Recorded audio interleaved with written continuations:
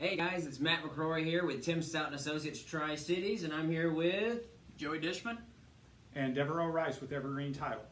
Yes, so we have been talking a little bit about what a title company is, what is title insurance, why is it so important to have title insurance, and now we're just going to talk a little bit about what is the process that happens, because so many times buyers or sellers are like, man, this process is kind of taking a bit. You know, I thought you'd just do a quick little and be done. So what are some of the gears that happen in the process? Okay.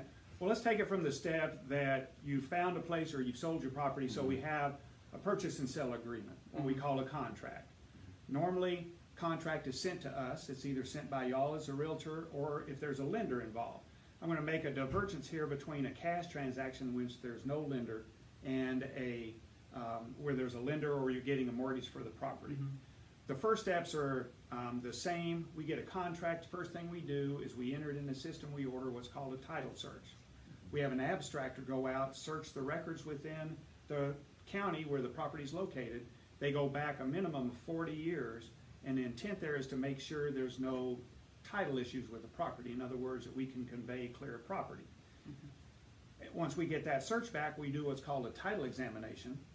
We just examine that title, make sure everything's clean. If there's any issues, we make sure the taxes are up to date, make sure liens are identified, taken care of. Any other issues with the title, we get that resolved. If it's a cash transaction, we're ready to close at that point in time. That's usually within like 1 to 2 weeks, we can close on a cash transaction. If a lender's involved, then the lender is the long pole in the tent. Normally it takes most lenders at least 30 to 45 days to get their work done until you can get it clear to close.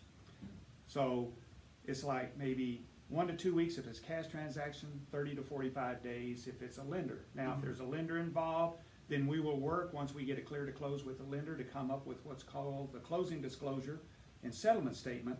So the buyer will know exactly how much they need to bring to closing, and the seller will know how much they're getting from the transaction.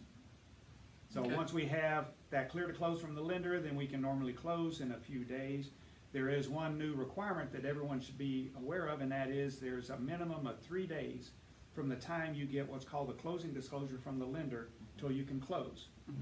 That came up about, they changed the mortgage rules about 2 years ago to make sure that people, when they came to the closing table, that they knew exactly what they're going to be presented with.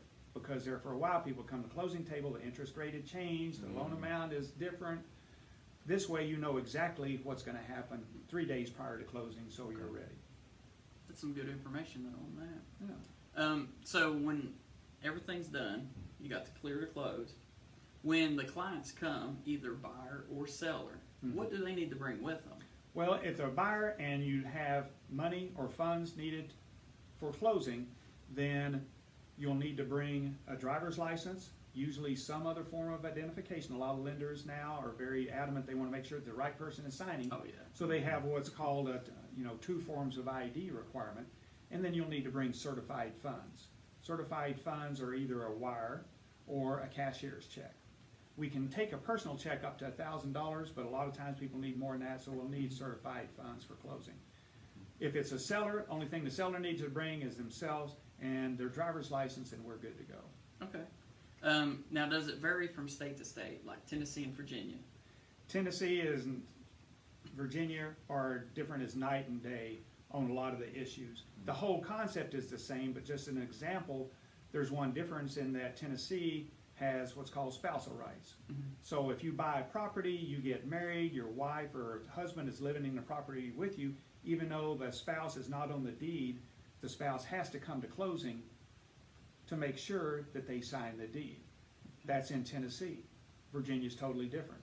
Virginia just has to have the person that's on the deed come to sign. So if a person is married, spouse is welcome to come to closing, but they won't need to sign anything. Okay. That's some good information. I didn't know that. Well, now you do. Yeah. Now you know. Do you have anything else, Matt? I think that'll do it for right now. Yeah, I think that's about it. Well, this has been a 3-part series, and I hope that the questions, that and the answers that Devereaux give help you when you go to purchase a home, sell a home. And if you are looking to buy or sell a home, reach out to us. Tim Stout and Associates, Tri-Cities at Keller Williams. We're on Facebook, Instagram. You can look up Matt McCrory, Dustin Walden, Joey Dishman, and we would love to help you. And remember, who you work with matters.